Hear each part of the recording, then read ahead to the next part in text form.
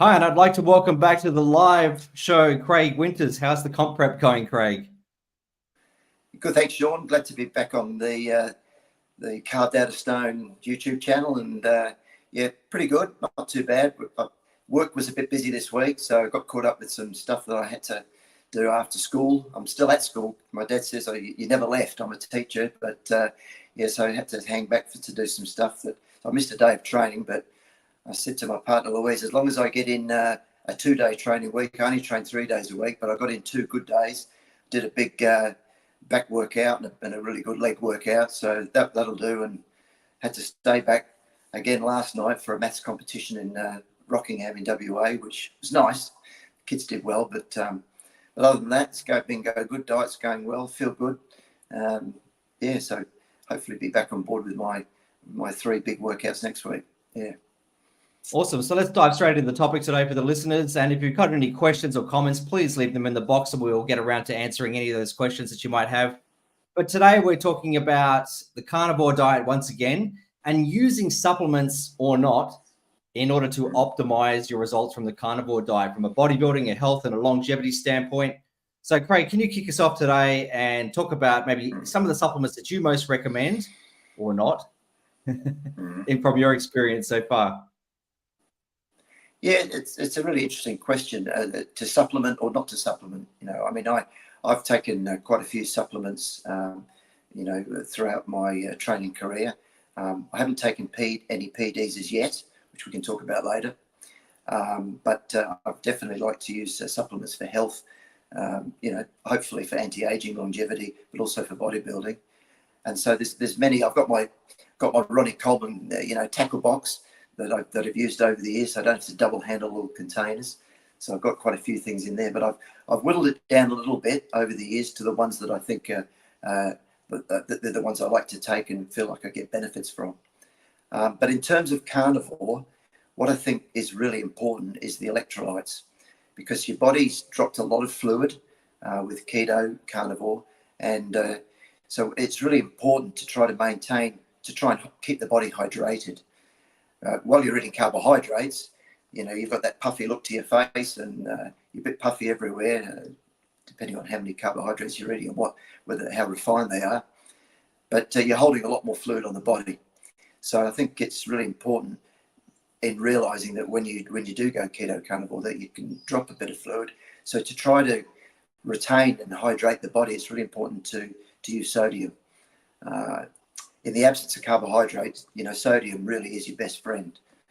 I was taught that a few years ago, and it really made a difference for my comp competitions when I was training really hard and going really hard at the end of the diet. So what I found to be the sweet spot, and Stan Efferding talks about this as well, is around about that 10,000 to 15,000 milligrams a day of sodium, but not just crappy table salt.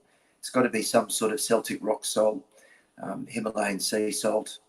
I found a really good one that you can get a hold of is Redmond's Himalayan sea salt. So I use that. I use that with my water, generally around about 10 to 15,000 milligrams a day, which what that equates to is a teaspoon's about 5,000 milligrams, 5 grams.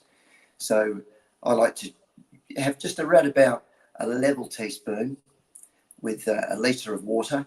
So during the day, there's probably about 4 or 5 of those level teaspoons with 4 litres of water. So that gets me up to that 10,000 milligrams a day of sodium.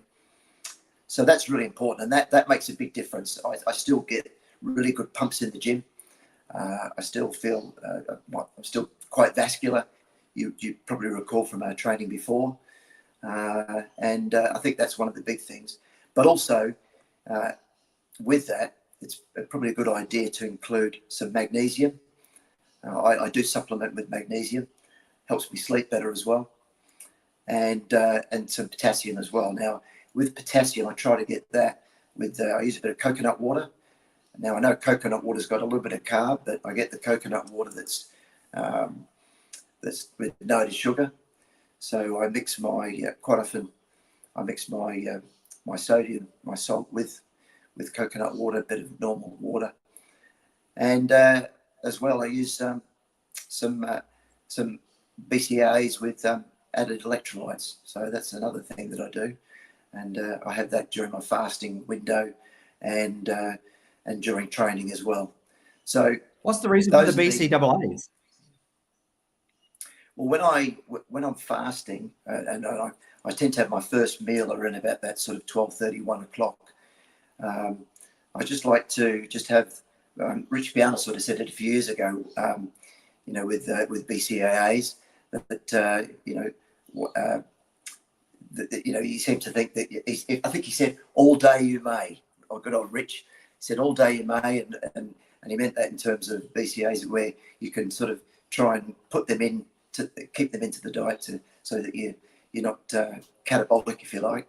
So during the fasting window, just I probably don't need to, but just to try and maintain my muscle mass, I like to just include that. But also the BCAAs now that you can buy have added electrolytes with them, so they're really ideal to have during your fasting window and during training. And all this can help avoid cramps as well. So, but just with the electrolytes, you definitely you're not experiencing any problems with muscle pumps, that's for sure. So and you feel quite good too. So you're really effectively hydrating the body. What a lot of people do and make an error with is they guzzle loads of water, and then they start cramping even more because they've depleted their electrolytes even further. So you've got to be very, very careful with water, that you don't overconsume water, because then you can really deplete your electrolytes even more. And then if you're keto carnivore, then you've got that as well, that problem. So electrolytes are a big thing, and the way I do it, like I say, magnesium, my salt, some coconut water, and some. I buy that Extend. I think Extend is the one I get, BCA electrolytes. But you could get different brands, so that's quite good. And then some of my other supplements that I sort of hung on to. One of them is vitamin D and vitamin K2. Or those two. Why do you take vitamin D? We live in Australia where we got the most ample sunshine throughout the year. I've always wondered why people take vitamin D. Yeah, well, for someone, I noticed your good self. You've always got a nice glowing tan, so you're always looking, you're like George Michael, and you got the stubble as well, so you're looking very handsome all the time. But I don't get, with my job, and I don't know why, I'm not getting enough sun. I used to play a lot of golf, and I was always out in the sun, but I'm just not getting the amount of sun anymore. So I do try to just take a little bit of vitamin D. But no early morning walks to capture that first sunlight, like Andrew Huberman always talks on about. Yeah, I think that's a great idea, just to look at the sunlight first thing. And I haven't been doing that yet, but I think that is a great way to sort of get that circadian rhythm in tow, isn't it? To get that morning sun. But but vitamin D, the sweet spot for that, and it works quite well with K2. And you take vitamin K2, vitamin D, and it's very important that you take both. So the vitamin K2 helps direct the calcium away from the arteries and into the bones. And in fact, K2 can help do just that, can help reverse calcification of the arteries, which a lot of people can get as they get older, and then direct it into the bones. But the two work together very well. There's a Rotterdam study that talks about that. So I think those are important, but also vitamin D is really good for testosterone production and can help lower blood pressure, which are two things that us bodybuilders are very keen on. As we get heavy, sometimes our blood pressure tends to creep up, and whether you're muscular or fat. So it's important to try and keep your blood pressure in check, and meds can have some harmful side effects, which I've experienced in the past. So yeah, vitamin D is a good way to help lower blood pressure. And then K2, very essential to take that. The ratio is around about 10,000 IUs of vitamin D with 100 micrograms of K2. That seems to be the sweet spot that's been seen in studies, and that a lot of the doctors that I follow recommend. So, and my blood pressure's in check now. I don't take any meds, so I'm very pleased about that, because I've got a bit of a family history of mild hypertension. So So those supplements there, and magnesium, the other one, like I said before, for electrolytes to help relax the muscles. Magnesium also relaxes the arteries. So it's almost like a natural way to lower blood pressure. It helps you sleep.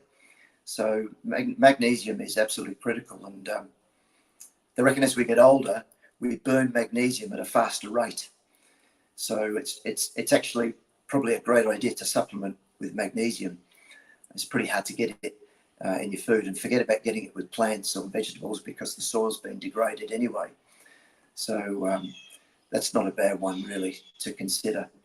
And because I'm hanging around kids at school all day that are sick and coughing and spluttering, I do take some vitamin C. So I think those are the ones that are pretty useful. I think I mentioned before in a previous podcast of ours that I do like to supplement with some protein, some really high quality hydrolyzed WPI. I have a scoop of that per day, and some collagen protein. ATP Science is a collagen protein. I like to just have those two just before training, nice fast acting protein before I train. So just a scoop of that. But other than that, Mike chipped in asking about thoughts on electrolyte supplements. Yeah, well, I think Sean Baker is a big fan of LMNT, so LMNT that is. Yeah, how much is he getting paid how much is he getting paid to announce that fact though? Yeah, I don't know. I'm not sure about that, but it could be on something. But it seems to be a popular one. I've seen some other athletes using that. The Extend electrolytes that I use, and I'm not affiliated with Extend, so don't shoot me down. But the Extend electrolytes are quite good because they've got the BCAAs and a good serving of the three electrolytes: sodium, potassium, and magnesium. So they're quite good. But there's other ones on the market coming out all the time, but they can be a bit expensive. You get the little sachets, and that's what when you buy LMNT, that's what you get the little sachets that you add to your water. But you can do it yourself. Yep. Like I say, bit of coconut water, the magnesium supplements, and definitely the salt. I think a level teaspoon per litre throughout the day of some good pink sea salt, you'll notice a big difference in the way you feel, especially if you're low carb carnivore. It'll make a big difference to your pumps, believe me. You'll really feel the difference, and you'll feel it better mentally too, because when you're hydrated, you're better cognitively too. I think we'd all agree with that. You won't get any headaches or less headaches and things of that nature. Yeah, Mike, I'm just going to chip in there. I don't believe in taking any electrolyte supplements. I think just salt added through your water throughout the day. Obviously, your body's going to have an adaptive period when you first start carnivore, and you might get a few side effects and kickbacks from your body. But I think if you just stick with it, use your salt, and that's enough electrolytes. My perspective about supplements on carnivore differs, I think, a lot from Craig's, because typically I also once had the tackle box. I had the cupboard full of supplements. I took anything and everything that I thought would even give me 0.5% or 1% of an edge. But the advantage with carnivore diet is that it's basically, like I've said many times, it's the ultimate elimination diet, and it's dietary minimalism at its finest. So if you have to supplement something, it applies that your diet somewhere down the line has a deficiency, and the body needs you to supplement it with something using the inclusion of synthetic supplements, which I just no longer believe in anymore. I think the ultimate test to do this is to go off everything for 30 days and then ask yourself the question, do I feel any different when I was taking these things in terms of my health, my sleep, and my performance? And if you can honestly say no, which I really think a lot of people will sort of say no, then you can maybe add in the things that you think that you need one at a time. Because I used to work at a supplement store, and I'd see these poor young guys and girls come in, and they would spend a fucking mortgage-sized payment each week for these huge amounts of supplements that were basically wasteful piss at the end of the day, and I don't think did anything. And secondly, how the fuck do you know what you need if you are not taking labs to identify any deficiencies? How can you say you need vitamin D, vitamin K, magnesiums if you are not actually getting labs to identify this in the first time? I think most supplements operate as a placebo. If you think you're going to need it, of course you're going to need it, and it's going to make a difference in your mind. But supplements should be tactically used and not just shotgunned. Think of supplements as a hammer rather than like the shotgun blast of just fucking throwing in 20 things and just hoping that something sticks and something works. You know, be tactical. So, for example, if your sleep needs some help, well, you know, do everything dietary wise, do everything physically that you can. Make sure you're doing relaxation techniques, having nighttime walks, meditation, dopamine fasting, getting sunlight first thing in the morning. And then if that doesn't work, then maybe think about adding in maybe one thing, melatonin, maybe another thing, glycine, CBD oil, magnesium. But don't just go chucking all fucking 5 things and just sort of thinking, oh, yeah, well, this is working because, you know, I'm sleeping better. Yeah, well, that's what the placebo effect is. So same goes with protein. On a carnivore diet, I do not need you. Standard of everything says it perfectly. Steaks over shakes. You do not need fucking protein on a diet. That same goes with creatine. You're getting enough creatine through the meat that you're eating. Same goes with fish oils because you should be chucking in things like salmon, sardines, vitamin D. Get out in the fucking sun. Gut health supplements you do not need on a carnivore diet because carnivore perfectly takes care of any dysbiosis that you might have, even joint pains. And don't even get me fucking started on green supplements. Any influencer that touts or shills that athletic green shit, immediately switch them off because they are a fucking idiot that don't know what they're talking about. And I'm sorry to be going all Jamie Lewis here, but supplements is one of those passionate things that I'm vehemently against, because if you're on a carnivore diet, you should be getting enough nutrients across the spectrum and across the board. If not, include some liver, include some organ meats to take care of it. But the only thing that you might need initially is maybe a little bit of caffeine or ginseng for also its health benefits. If you have an injury, you might need some BPC 157. I know that's stepping into the peptides territory. But the only other things is maybe some nootropics. Now, carnivore will sharpen your mind enough as it is, but for those times, like I said, tactically, where you need to have a little bit of enhanced brain power for maybe speaking or for writing, alpha GPC, nicotine, salbutamine, Nupept, and some theanine will cover your bases. But you don't want to be shotgunning these things every day. And that's my rant. Yeah, fair enough. So, yeah, I think there's the vitamin P effect for placebo. There is that. And like I said, a lot of my supplements that I use are hangovers from the past. But, yeah, I've just got a few that I like to just stick to and I'm you know, hanging in there with. But the fish oil is an interesting one, Sean. I think we know that the omega-3s are anti-inflammatory. And the great thing about a carnivore diet, you're right, is you can get really good omega-3s with everything you eat, including steak. But there's a proviso with that you should try, if you can, to get grass-fed steak, because the grass-fed steak has a bit more in the way of omega-3 than the grain-fed. So, you know, that's just something to consider. You're still going to get omega-3s anyway, but yeah, definitely with salmon. So, I mean, I take fish oils, but I take less than I used to. Again, it's still just a bit of a hangover. I can't stop taking them. But and another thing that I find with supplements is I don't think these things work effectively like in isolation. So, for example, you know, they isolate certain vitamins or they isolate fish oils, but maybe the whole benefit of these things works when they're, you know, working, you know, in their full constituency as the food itself, not just kind of like isolating the oil. So that's another kind of caveat that I have. Yeah, definitely food's always best. So that's why you should always, you know, try to eat, you know, quality cuts of meat. You know, whatever food you buy should be quality where possible. But yeah, I mean, that is true. So, but you know, I think for the listeners, you know, it's up to them what they choose to do. But I think you are right. In part, I mean, I've whittled down quite a few things I take, and will continue to do so. But at the moment, I'm, you know, enjoying the things that I'm taking. And my blood pressure's in check, so I want to just keep. This is a very expensive hobby at the end of the day. This is a very expensive hobby at the end of the day, and we spend a lot of time and money on it over the length of our lifetime.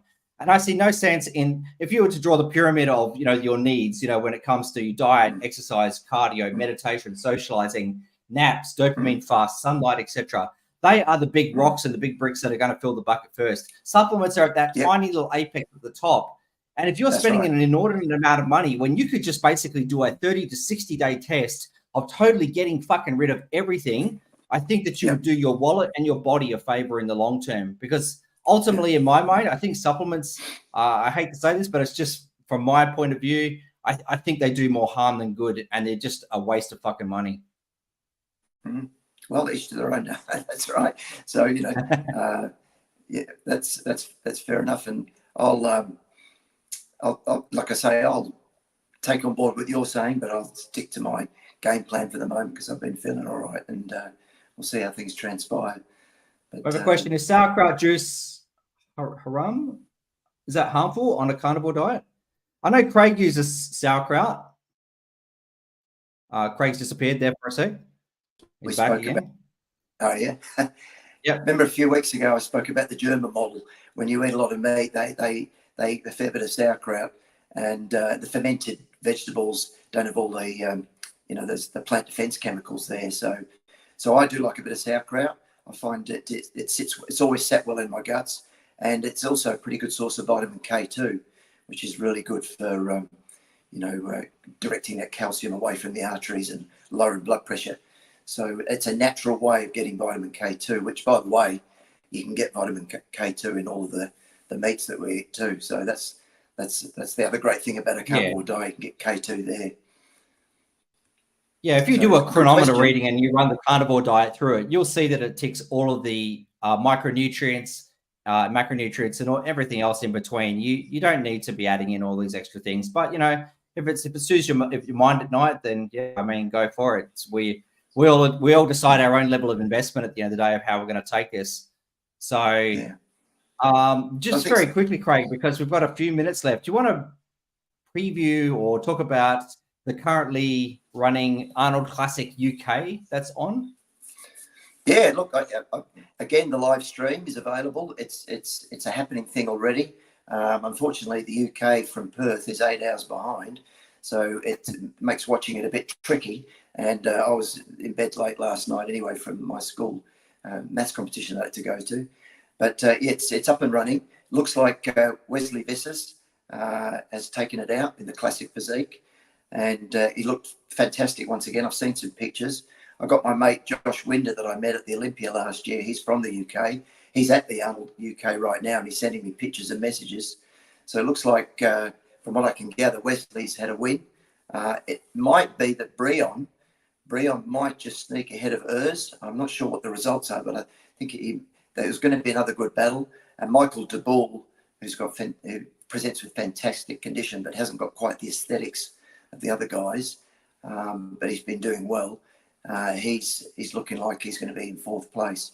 So they're done and dusted as we speak, but I've got to find out what the placings are. But well done to Wesley. It wasn't just a flash in the pan. Josh reckons he just looked amazing, and he's going to be definitely someone to consider against Chris at the Olympia. So that's going to be interesting. And just another thing there, Sean, I watched Tyler Mannion's wrap up of the judging from the Arnold Classic in Ohio, and he said that quite a few of the judges had Breon Ansley beating Urs, because you remember you spoke about that.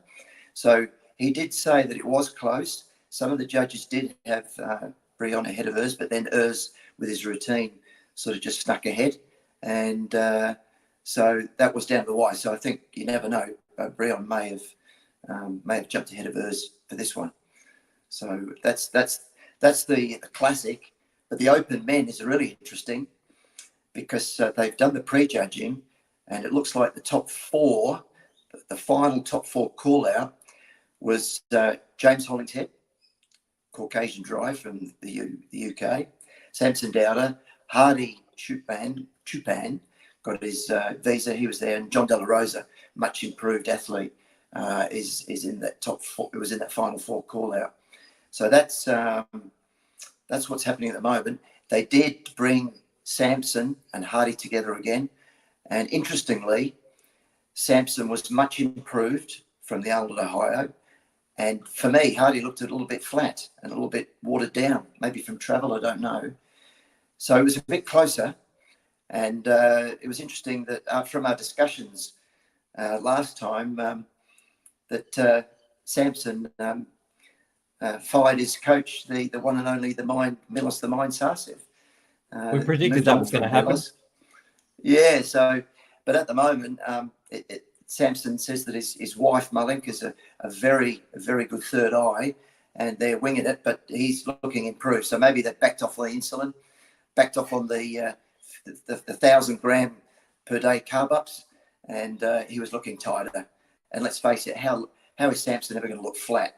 You know, they just need to bring him in, and they've got to just thin out that seal skin of his and get him nice and shrink wrapped. But he's the back double bicep photos I've seen from prejudging. Hardy's still watery there, and Samson's tighter. So he's definitely closed the gap, and he looks mind-boggling. His silhouette, Samson's silhouette, is just he's a Mr. Olympia in the making. What do you think? Yeah, no, I mean, not being really a fan of the Open and not knowing admittedly too much about it, it's hard for me to comment, but Samson definitely looks like a front runner from the pictures. I like his physique more than I do Hardy's. I don't know, I'm not a big fan of Hardy's. Just to finish and wrap up, we do have a question from Mike Mains, and he kindly gave a donation here of $6.99 Canadian. Thank you very much for that, Mike. That's so hugely appreciated. So that's awesome. Thanks, man, for that support. But he's asked, after a 60-day carnivore reset, how do you go about introducing new foods in, if at all? I would go for those ones that, again, non-processed. If I was looking at carbohydrates, I might look at putting in, say, things like berries. But you would have an intuition about what foods work for you and which foods. You know, as Stan Hefferding, I think he sort of says, and we keep quoting Stan because he's got some good zingers, but he says, don't eat foods that you like, eat foods that like you. So I know that when I eat foods including like gluten, like pastries and stuff like that, it's probably going to be a no-go coming off the carnivore diet, because I have found this really funny thing, and a lot of people have mentioned this, particularly Jordan. Remember Jordan Peterson, how he was on Rogan one time and he talked about how he was on carnivore for a long time and he had an apple and then he was ruined for a week. So you really have to be judgmental when like picking those foods that work well for you. It might be berries and rice because they're very hypoallergenic. But, you know, maybe just like go 1 day a week where you add those foods in, then carefully monitor yourself over the next few days. You know, if 1 day a week works well, then add in a couple more, because, you know, this it's an elimination diet, but for the virtue of also adding foods back in over time. Yeah, I would agree. I would agree with you there, Sean. I found for me the foods that carbohydrate-wise that are not inflammatory are fruits. You know, things like berries, strawberries really sit well with me, and you can keep your carbs low. Even the occasional orange. You know, again, Stan, he likes his oranges too, loaded with potassium. But that's a nice way to get some potassium in there with fruit. And you know, you can use fruit as a carb source. Refined carbohydrates are inflammatory. It doesn't, you know, every time I go back to them, I just don't feel good, and it doesn't take long either. So I've worked that out by elimination. So I try to really limit my. I don't think many people on the planet can really digest and assimilate refined carbohydrates. Good luck if you can. But sweet potato, good source of potassium. That's one you could consider. And as you mentioned, Sean, rice, not too bad, but yeah. Sweet potatoes actually are one of my favorite foods, but they really bite me when I eat them. Like I start to get almost like flu-like symptoms, which is really strange because I've definitely cycled in different carbohydrates in and out. And Craig will know from our little private conversations, you know, outside of the podcast, I'll go on, you know, some carbohydrates for a few days, and then I'll say to him, Craig, I'm feeling fucking awful. My head is so brain fogged again. I'm aching all over. And the only solution is to get back on the carnivore diet. So I know it's sometimes a bit of a tragedy that you've got to limit your foods to only a few. Luckily, they are meats and we don't have to eat vegetables. But I find that once you start to enjoy the state of really good health, you're kind of walking a tightrope in terms of which foods you can then go back to eating. And I find that, you know, the safest bet is to kind of save them for 1 or 2 days a week. Yeah, look, I love my food on the keto carnivore diet. And the other thing is, as you know, Sean, the carnivore diet, if you eat a nice steak, whatever else you have, meat-wise, a nice piece of salmon. It's very satiating.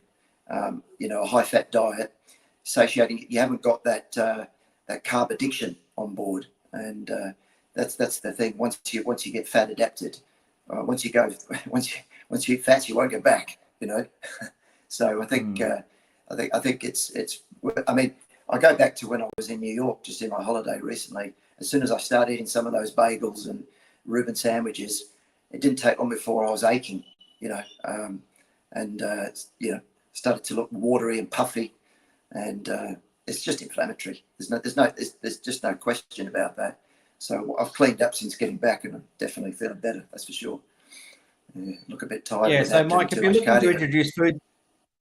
Mike, if you're looking to introduce foods back in on a carnivore diet, maybe just select 1 or 2 days a week, plan a carb up, be selective in the foods that you reintroduce, and be prudent about it.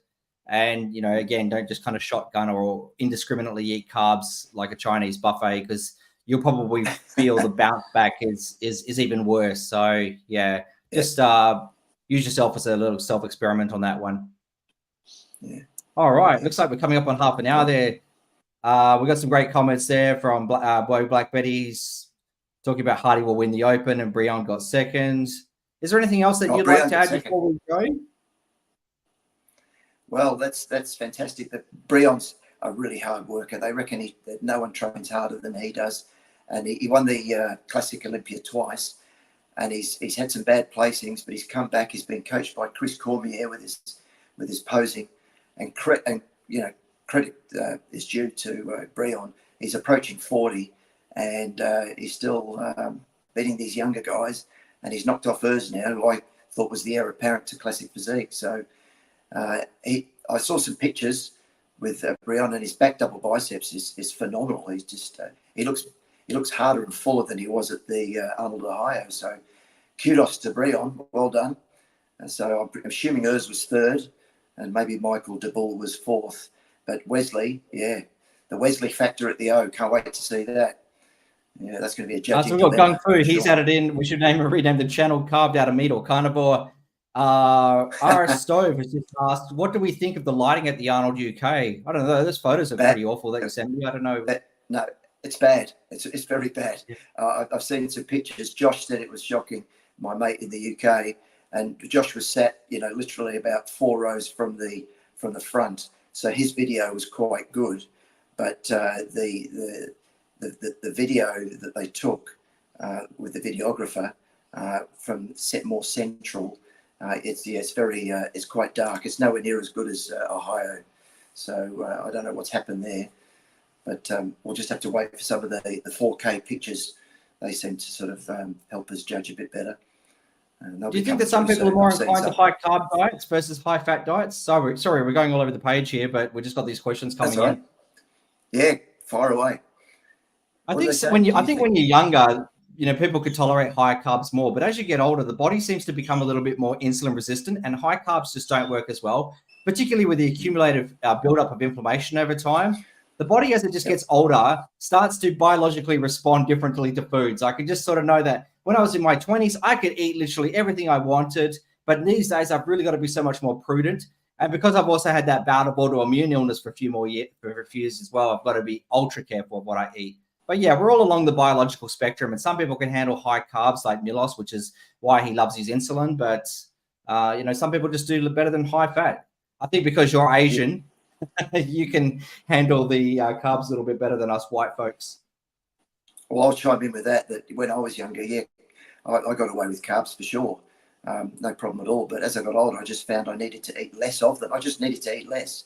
And then it's just, that's the pancreas factor. Your pancreas just is not quite what it was at my age now, 58, compared to when I was 28. So it's just so much easier being fat adapted. The body just thrives on it. So it's interesting. Yeah.